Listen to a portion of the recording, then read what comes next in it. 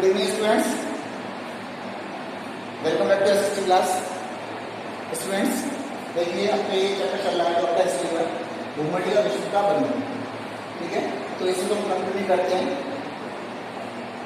जो आपको बताया था कि किस तरीके से जो लोग हैं, ठीक है, जो लोग हैं वो एक देश से दूसरे देश में क्यों जाते हैं, ठीक है।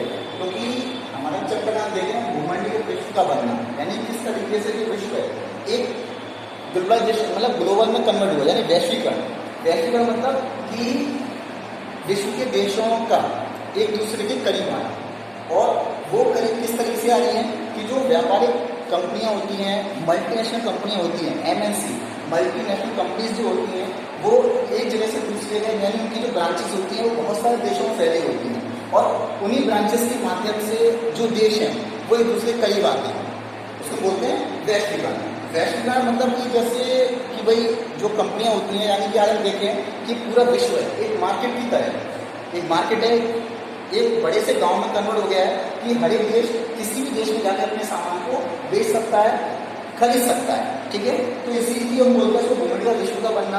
कि हमने देखा कि जो लोग हैं वो व्यापार करने के लिए, श्रम के लिए, निवेश करने के लिए, ठीक है, एक जगह से दूसरी जगह जाते हैं, ठीक है। और विकास के यानी इतिहास के हम बात करें, इतिहास के हर दौर में जो मनुष्य है वो एक दूसरे के लगातार कई बार चला गया, और कई बार ऐसे बहुत से लोग क्या भाई व्यापारी हैं, पुजारी हैं, तीर्थयात्री हैं, ज्ञान की खोज में, अवसर की खोज में, अपने जीवन को बचाने के लिए जो लोग हैं वो एक जगह से दूसरी जगह यात्रा करते हैं, और उस यात्रा के दौरान वो अपने साथ साथ बीमारी भी लेकर चलते हैं, ठीक है भाई। हुनर, विचार, ये सब तो वो लेके चलते ही चलते हैं, इसके साथ साथ वो बीमारियां भी लेके चलते हैं, और बीमारियों में काफी लंबा इतिहास रहा है, ठीक है। तो इसी से हम शुरुआत करते हैं। जैसे कि कौड़ियां, जब कौड़ी का इस्तेमाल मुद्रा के रूप में करते थे जो कि मालदीव समुद्र में पाई जाती थी, ठीक है, उसका इस्तेमाल काफी लंबे समय तक मुद्रा के रूप में होता रहा, ठीक है। तो इसी तरीके से बीमारी फैलाने वाले भी कीटाणु का इतिहास बहुत लंबा इतिहास रहा है, ठीक है, और जो कि 13वीं सदी तक बहुत तेज गति से फैलता चला गया, ठीक है। वही जैसे हम वायरस की बात करें, कीटाणु की बात करें, जैसे हम आजकल देखते हैं कि जैसे कोरोना वायरस चल रहा है, ठीक है, तो वो भी एक वायरस है। यानी कि भाई जिसकी हम बोल रहे हैं कि बीमारी फैलाने वाले कीटाणुओं का इतिहास 7वीं सदी तक रोका जा सकता है, लेकिन वो आज 21वीं सदी में हमें दिखाई दे रहा है, ठीक है। चलिए आगे बढ़ते हैं। सिल्क रूट बता दिया कि सिल्क रूट जिसका जो मेन केंद्र था वो चीन था, और सिल्क रूट के माध्यम से जो सिल्क रूट था वो समुद्री और स्थलीय मार्ग था, जिसके द्वारा जो भारत था वो एशिया, अफ्रीका, ठीक है, मध्य एशिया, इन देशों से जुड़ा हुआ था चीनी, और इसी मार्ग से होते हुए बहुत सारा सामान दूसरे देशों में जाता था, और बहुत सारा सामान दूसरे देशों से यहाँ पर आता था, और इसी मार्गों से होते हुए जो दार्शनिक थे, विचारक थे, वो भी इन्हीं रास्तों से होते हुए भारत के अंदर भी एंटर हुए थे। जैसे चाहे हम ईसाई मिशनरी की बात करें या मुस्लिम धर्म उपदेशक की बात करें, वो उन सब लोगों ने भी इसका इस्तेमाल किया होगा, ठीक है। भोजन की बात करें तो भोजन का भी अपना इतिहास रहा है, ठीक है, कि भाई जैसे नूडल्स हैं चाइना में यूज़ किए जाते हैं, पास्ता है इटली का माना जाता है, लेकिन हम ये नहीं कह सकते कि इनकी ओरिजिन कंट्री कौन सी है, इनका मतलब कि ये कहाँ से आए। क्योंकि भाई अगर हम देखें आज हम बहुत सारी चीज़ों का इस्तेमाल करते हैं, यानी आज हम आलू, शकरकंद, टमाटर, शकरकंद, ठीक है, मूंगफली, ये सब चीज़ें इस्तेमाल करते हैं। आज से 500 साल पहले हमारे पास नहीं थी, ये हमारे पास तब आई जब जो क्रिस्टोफर कोलंबस वो गलती से उन अज्ञात महाद्वीपों में पहुंच गया, जिनको हम क्या बोलते थे, अमेरिका महाद्वीप, ठीक है, और वहां के रहने वाले लोगों को अमेरिकन इंडियन बोलते थे। तो उन्हीं लोगों से भी चीजें जो थी हमारे पास आई, ठीक है। विजय, बीमारी और व्यापार। 16वीं सदी की बात करें तो 16वीं सदी में जो लोग थे, नाविक थे, वो अमेरिका तक जा पहुंचे, और इससे क्या हुआ कि आधुनिक विश्व का बहुत छोटा दिखाई देने लगा, यानी कि हम कनेक्ट हो गए थे एक दूसरे से। और इससे पहले सदियों तक हिंद महासागर में पानी में फलता फूलता व्यापार, तरह तरह के सामान, लोग, ज्ञान और परंपरा एक जगह से दूसरी जगह आ जा रही थी। भारतीय उपमहाद्वीप इन प्रवाहों के रास्ते में अहम बिंदु था। पूरे नेटवर्क में इस इलाके का भारी महत्व था। यूरोपियों के दाखिले से ये आवाजाही और बढ़ने लगी, और इन प्रवाहों की दिशा यूरोप की तरफ भी मुड़ने लगी। यानी कि यूरोपीय देशों ने जब देखा कि अमेरिका खोज हुई है, तो वो लोग भी इस रास्ते मतलब उन लोगों ने भी इसको कब्जा करना शुरू कर दिया, ठीक है। जैसे हम बात करें अमेरिका महाद्वीप की, भाई अमेरिका की जब खोज नहीं हुई थी, जब अमेरिका का दुनिया से कोई संपर्क नहीं था तो उसके पास बेहिसाब विशाल भूमि थी, बेहिसाब फसलें थी, ठीक है, और खनिज संसाधन पे ये सारी चीज़ें थी। लेकिन जब इनकी खोज हुई, अमेरिका की खोज हुई, तो ये सारी चीज़ें लोगों को मालूम पड़ी और इन्हीं चीज़ों को पाने के लिए जो यूरोपीय लोग थे वो अमेरिका की तरफ अट्रैक्ट हुए। चाहे वो पेरू और मैक्सिको में निकलने वाली कीमती धातुएं हों, चांदी हो, ठीक है, अल्डोराडो जिसको सोने का शहर बोला जाता था, चाहे वो हो, इन सब चीज़ों को पाने के लिए जो यूरोपीय लोग थे, ठीक है, वो इसकी तरफ अट्रैक्ट हुए थे और अमेरिका पर कब्जा करने की राह पर चल पड़े थे। ठीक है, उस समय की बात करें तो उस समय पुर्तगाली और स्पेन की जो सेना थी उनका विजय का सिलसिला शुरू हो चुका था, क्योंकि वो शक्तिशाली देश हुआ करते थे। ठीक है, तो उन्होंने अमेरिका को उपनिवेश बनाना शुरू कर दिया और अमेरिका को बनाना शुरू कर दिया और इस यूरोपीय सेनाएं केवल ताकत के बल पर ही दूसरे देशों का कब्जा नहीं करती जाए जीतती नहीं थी, बल्कि उनके पास इससे भी शक्तिशाली हथियार था और वो था चेचक के कीटाणु। ठीक है, वो थे चेचक के कीटाणु। ठीक है, ये हथियार तो चेचक जैसे कीटाणु थे जो स्पेनिश सैनिकों और अफसरों के साथ अमेरिका में पहुंच गए थे। लाखों साल से दुनिया से अलग थलग रहने का अमेरिका के लोगों के शरीर में यूरोप से आने वाली इन बीमारियों से बचने की रोग प्रतिरोधी क्षमता भी नहीं थी। इसलिए नए स्थान पर आकर जो चेचक थी वो बहुत मारक साबित हुई और एक बार संक्रमण होने के बाद तो पूरे महाद्वीप में फैल गई। जहाँ यूरोपीय लोग नहीं पहुंचे थे वहां पर भी लोग इस बीमारी चपेट में आने लगे और इसने पूरे के पूरे समुदाय को खत्म कर डाला।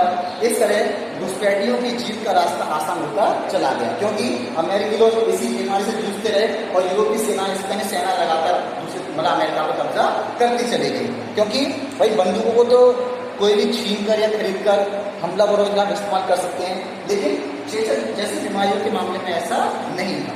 ठीक है, क्योंकि उसके बचाव का एक ही सिस्टम था, इम्यून सिस्टम, और उस बीमारी का इलाज, जो कि अमेरिका के पास ये दोनों ही चीज़ें नहीं थी। लेकिन यूरोपीय लोगों के पास इस बीमारी का इलाज भी था और उनके पास रोग प्रतिरोधी क्षमता विकसित हो चुकी थी।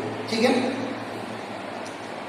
1900 तक यूरोप में गरीबी और भूख का ही साम्राज्य था। शहरों में बेहिसाब भीड़ थी और बीमारियों का बोलबाला था।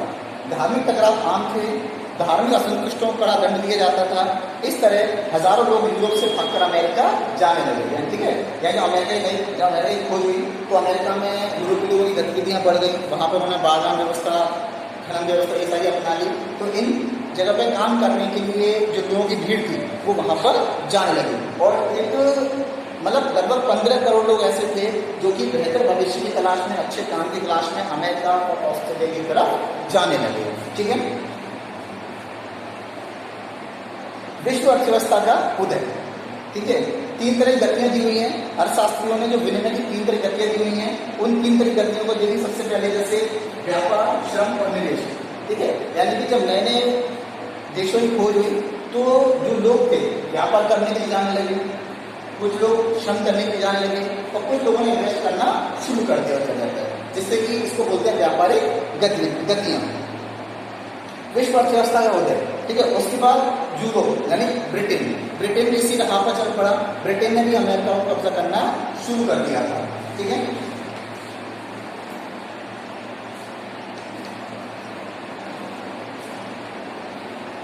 यूरोप ने यानी ब्रिटेन ने अपने जैसे भाई ब्रिटेन की अर्थव्यवस्था भी बढ़ती जा रही थी। सबसे पहले औद्योगिकरण ब्रिटेन के अंदर हुआ। ब्रिटेन की आबादी बहुत तेज गति से बढ़ी, लेकिन ब्रिटेन ने उस बढ़ती हुई आबादी के लिए भोजन और बाकी चीज़ें अरेंजमेंट कराने के लिए अपने देश के ऊपर ध्यान नहीं दिया। अपने देश में उस चीज़ का प्रोडक्शन नहीं करवाया, बल्कि उसने क्या किया कि दूसरे देशों पर कब्जा करना शुरू कर दिया, ताकि वहाँ के संसाधनों को यूज करके अपने देशों के लोगों का इस्तेमाल करवाया जा सके। ठीक है, और यही वजह थी कि ब्रिटेन ने अमेरिका के लगभग 13 देशों को कब्जा कर लिया था। ठीक है, वहाँ पर बागान व्यवस्था, खदानों में काम करना, ये सारी व्यवस्थाएं वहाँ पर अपना रखी थी। ठीक है, तो 1890 तक आते आते एक वैश्विक जो अर्थव्यवस्था थी वो सामने आ चुकी थी और इस तरीके से श्रम विस्थापन, रुझान, पूंजी प्रवाह, परिस्थितिकी और तकनीक में गहरे बदलाव आ चुके थे। क्यों? क्योंकि अब भोजन किसी आसपास के गांव या कस्बे से नहीं, बल्कि हजारों मील दूर से आने लगा था और अब अपने खेतों पर खुद काम करने वाले किसान ही खाद्य पदार्थ पैदा नहीं कर रहे थे, बल्कि अब यह काम ऐसे मजदूर कर रहे थे जो कि संभवतः अभी वहाँ पर आए थे, यानी उनको लाकर वहाँ पर बसाया गया था। ठीक है। यानी भाई अमेरिका ने एशिया पर कब्जा को, ब्रिटेन ने अमेरिका पर कब्जा किया, ब्रिटेन ने एशिया पर कब्जा किया, ब्रिटेन ने अफ्रीका पर कब्जा किया, तो वो क्या करता था, यहाँ पर बागानों में खदानों में काम करने के लिए दूसरे लोगों को लाकर बसाया जाता था। ठीक है, यानी अमेरिका के लोग यूरोप में भेज दिए, यूरोप के लोग अफ्रीका में भेज दिए, इस तरीके से वो चेंज करता रहता था और इन लोगों से वहाँ पर ज़्यादा काम करवाया जाता था। यानी अब तक हम जहाँ पर जंगल देखते थे वहाँ जंगल को साफ करके खेती को भूमि में कन्वर्ट किया जा रहा था और सामान को एक जगह से दूसरे, यानी कि अब मतलब दूसरे देशों से अपने यहाँ पर सामान जल्दी पहुँचाने के लिए उसने रेलवे का आविष्कार किया। रेलवे का जो नेटवर्क था वो इसी काम पे ही बताया गया था ताकि दूसरे देशों से जो खाद्यान्न जो पदार्थ हैं वो ब्रिटेन में आसानी से और जल्दी से जल्दी पहुँच सकें। ठीक है, पानी के जहाज़ों से दूसरे देशों में पहुँचाया जाएगा। इन जहाज़ों पर दक्षिण यूरोप, एशिया, अफ्रीका और कैरिबियन द्वीप समूह के मजदूरों से बहुत कम वेतन पर काम करवाया जाता था, क्योंकि इन सभी जगह पर ही ब्रिटेन का कब्जा था और वो इनसे काम करवाता था मजदूरों से। वो कैरिबियन देशों के मजदूर हो सकते थे, अमेरिका के मजदूर हो सकते थे और अफ्रीका के मजदूर हो सकते थे, इनसे बहुत काम करवाया जाता था। ठीक है, और जो भी प्रोडक्शन होता था उसको अपने देश में उसको पहुँचा दिया जाता था। ठीक है, ऐसे ही सुधार अमेरिका ने भारत में भी किए थे। पंजाब क्षेत्र में जो अर्धशुष्क क्षेत्र था, पंजाब के अंदर रेगिस्तान क्षेत्र था, तो उस जमीन को उपजाऊ बनाने के लिए अंग्रेजों ने नहरों का जाल बिछा दिया ताकि निर्यात के लिए गेहूं और कपास की खेती की जा सके। ठीक है, नई नहरों की सिंचाई करवाई गई। ठीक है, पंजाब में नए लोगों को, अन्य स्थानीय लोगों को लाकर बसाया गया, वहाँ पर बस्तियाँ बसाई गई जिसको कैनाल कॉलोनियल कहा जाता है। और ये सब इसीलिए ताकि वहाँ पर नहरों का जाल बिछे, प्रोडक्शन ज़्यादा हो, गेहूँ की खेती ज़्यादा हो, कपास की खेती ज़्यादा हो और उसको जब ज़्यादा प्रोडक्शन होगा तो वो काम किसके आएगा, ब्रिटेन के। ठीक है, तकनीक की भूमिका, इस घटनाक्रम तकनीक की भूमिका भी रही। रेलवे, आपके जहाज, टेलीग्राफ, ये सब चीज़ें बहुत महत्वपूर्ण रही जिसने कि पूरे समाज को चेंज कर दिया। औपनिवेशीकरण के कारण यातायात परिवहन साधन सुधार किए गए, तेज चलने वाली रेलगाड़ियाँ बनी, बोगियों का भार कम किया गया, जलपोतों का आकार बढ़ाया गया जिससे कि किसी भी उत्पाद को खेतों से दूर दूर के बाजारों में कम लागत पर और ज़्यादा आसानी से पहुंचाया जा सके। ठीक है, इसके लिए एग्जांपल दिया था, जैसे मांस का निर्यात होता था कि मांस अमेरिका 1870 के अंदर अमेरिका से यूरोप को मांस का निर्यात नहीं किया जाता था, बल्कि साबुत जो जानवर थे वही भेजे जाते थे, जो कि जानवर बहुत स्थान घेरते थे और लंबी समुद्री जहाज है और लंबी दूरी की यात्रा में उनको उनका देखभाल करनी पड़ती थी, वो भोजन भी देना पड़ता था और लंबी दूरी की यात्रा करते करते वो थक जाते थे, बीमार पड़ जाते थे और बहुत से उनमें मर भी जाते थे। और जो वहाँ पर पहुँचते थे, यूरोप में पहुँचते थे 2-3 महीनों के बाद, तो वो बहुत कमजोर हो चुके होते थे और उनका मांस खाने योग्य नहीं होता था, जिसकी वजह से क्या होता था कि यूरोप में जो मांस थी उसकी डिमांड ज़्यादा थी लेकिन उसकी क्वांटिटी मतलब वो कम मिल पाती थी, इसलिए जो मांस था वो लोग अफोर्ड नहीं कर सकते थे और इसलिए वो बहुत महंगा था। लेकिन अचानक टेक्निक आविष्कार किया गया और उस टेक्निक का नाम था रेफ्रिजरेटर। ठीक है, रेफ्रिजरेटर का आविष्कार किया गया और रेफ्रिजरेटर के आविष्कार करने से ये हुआ कि अब जानवरों को यात्रा से पहले मारा जाने लगा, उनके मांस को पैक करके यूरोप को भेजा जाता था। ठीक है, अब वो सिस्टम खत्म हो गया कि लंबी दूरी की यात्रा जानवर जगह घेर रहे हैं, नहीं, बहुत कम स्पेस में मांस को रख दिया जाता था, रेफ्रिजरेटर रखा जाता था और जब वो वहाँ पहुँचता था तो प्रॉपर होता था, ताज़ा होता था और इस तरीके से जो वैरायटी मिली, मांस ज़्यादा से ज़्यादा मात्रा यूरोप में पहुँचने लगा, जिससे कि लोगों को मांस खाने का विकल्प मिला, उनको ऑप्शन मिला, मांस की डिमांड बढ़ गई और जिससे क्या हुआ, जब मांस प्रॉपर क्वांटिटी उनको मिलने लगा तो उसके दाम भी घट गए। ठीक है, और इसके बाद जब मक्खन, दही, ठीक है, अंडे, ये सब भी लोगों के भोजन में शामिल हो गया और इस तरीके से रेफ्रिजरेटर तकनीक में बहुत मुख्य भूमिका निभाई गई। ठीक है, इसके आगे हम अगले वीडियो पढ़ाएंगे। ठीक है, इससे रिलेटेड क्वेश्चन दिए जा रहे हैं आपको, वो करने हैं।